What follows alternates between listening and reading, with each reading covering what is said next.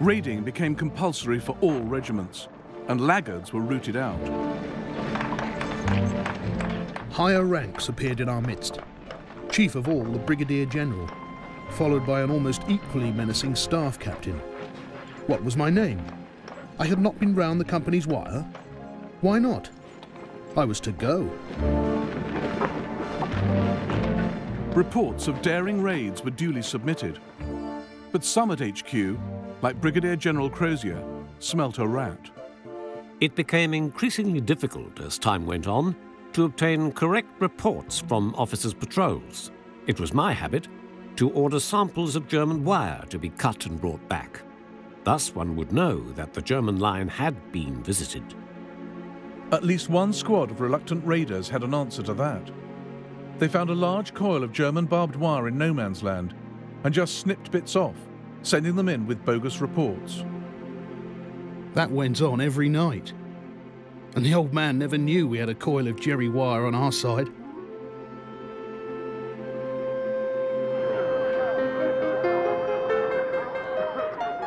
Many, though, entered the spirit, proudly displaying their trophies. Raiding and shelling helped put the war back into the gaps between battles. One night in May 1916, Siegfried Sassoon joined a raiding party into no man's land. The raiders vanished into the darkness on all fours. I crawled out after them. Shells started to fire. News came back. O'Brien says it's a washout. They can't get through the wire. The bomb burst. Then a concentration of angry flashes. Wounded men were crawling back. Among them a grey-haired lance corporal who'd had one of his feet almost blown off. Thank God for this. I've been waiting 18 months for it, and now I can go home.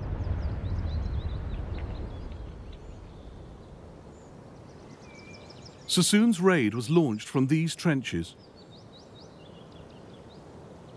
The objective, this ridge. But it all went badly wrong. I went to look for O'Brien, groping my way along the edge of a crater. Bullets hit the water near me. There I discovered him. He moaned. He'd been hit several times. The stretcher bearer bent over him, then straightened. In a surprising gesture, he took off his helmet. O'Brien had been one of the best men in our company.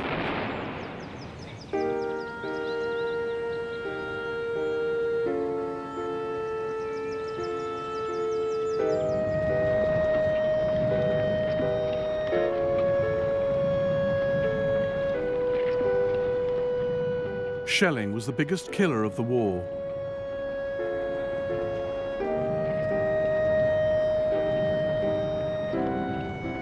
Live and Let Live continued on and off, but the loss of comrades made it increasingly difficult to sustain.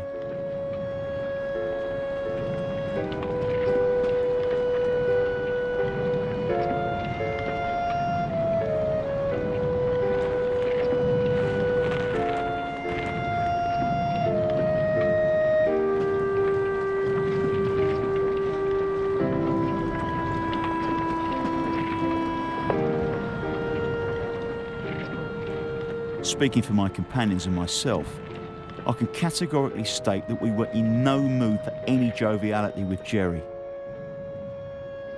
We hated his guts. We were bent on his destruction at each and every opportunity. Our greatest wish was to be granted an enemy target worthy of our Vickers machine gun.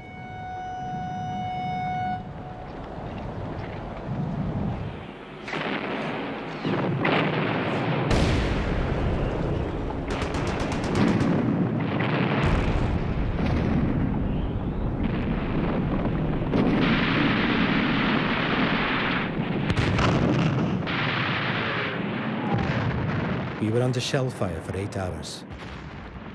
It was like a dream. Some of the men looked quite insane after the charge.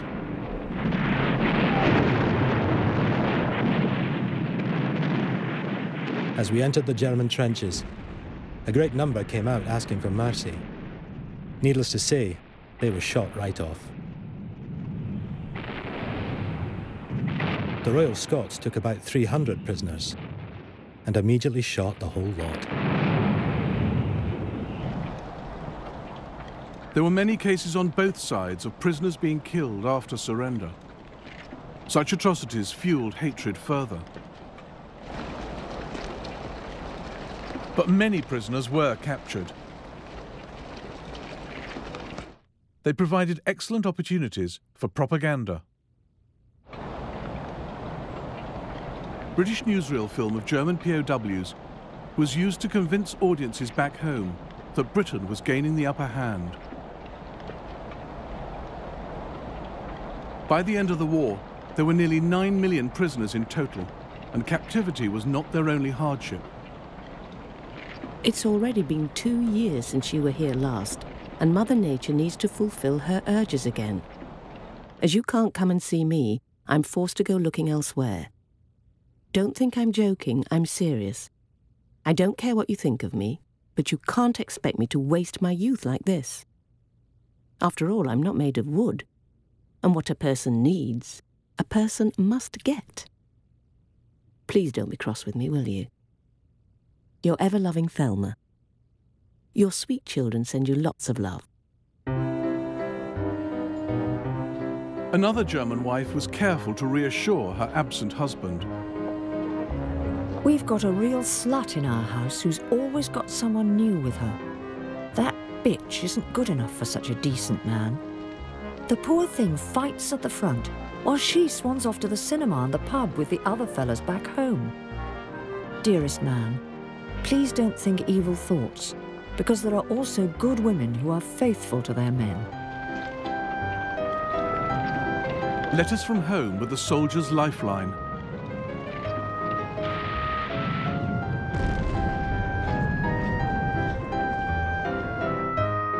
German troops were offered these beguiling colour postcards to reassure loved ones that they were comfortable, happy and safe.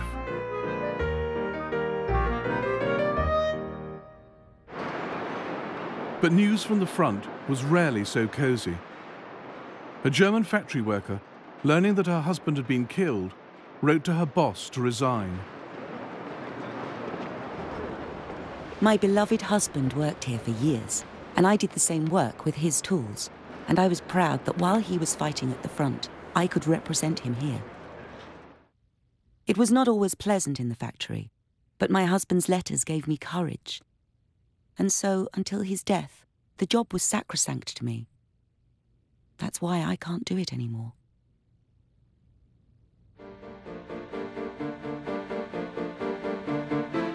More and more women in Germany, France and Britain were making munitions. Many men were contemptuous of women's abilities to do their jobs, and fearful that if they managed it, the women might not clear off after the war. Jeannie Riley wrote to her husband at the front about her new job. We were told that the amount of work we do in 3 weeks would have taken the men 3 years. And Jamie, the men are getting quite mad at us. One woman I work with, well, she lost her finger in a machine in the works. But she's a tough one. When she came back from the Western Infirmary, she carried on like nothing had happened. I have to get up at 4:30 every morning. So I'll have you up at the same time when you come home, if God spares you. Jeannie's husband, Jamie, did come safely home. The most important battle Jeannie Riley and her colleagues were working towards in 1916 was the Somme. It's now a byword for wholesale suffering and slaughter, but its architect, General Sir Henry Rawlinson, conceived it as an offensive with limited objectives, more dependent on guns than manpower.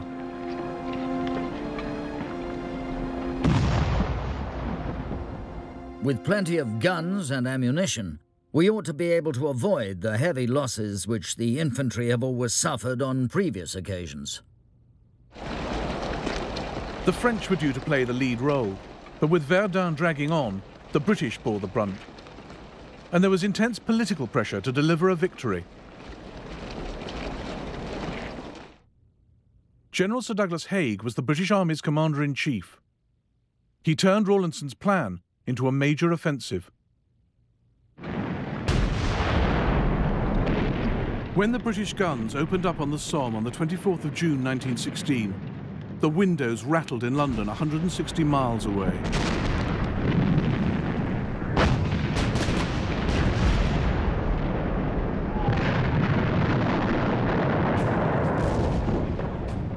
But after 7 days of bombardment, the British artillery had neither silenced the German guns nor destroyed their defences. A sergeant of the Tyneside Irish went over the top on the 1st of July, with lines of men on either side of him. I heard the patter-patter of machine guns in the distance. By the time I'd gone another 10 yards, there seemed to be only a few men left around me. By the time I'd gone another 20 yards, I seemed to be on my own. Then I was hit myself.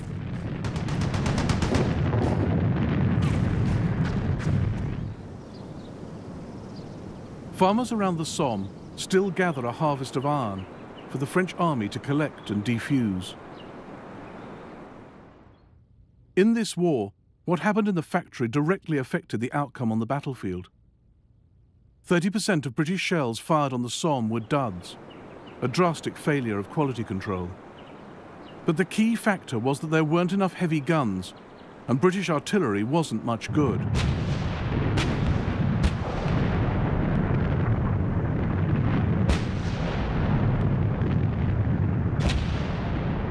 On that terrible first day, it became clear that the French knew what they were doing, and the British did not.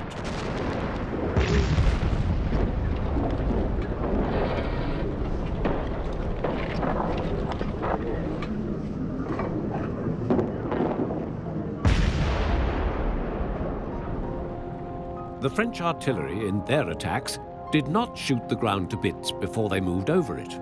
A short, intense bombardment, followed by a rush of men, gave them the position clean and intact. We would shoot our ground into a quagmire and then send troops slowly forward over it and expect them to provide their own cover from the enemy's retaliation.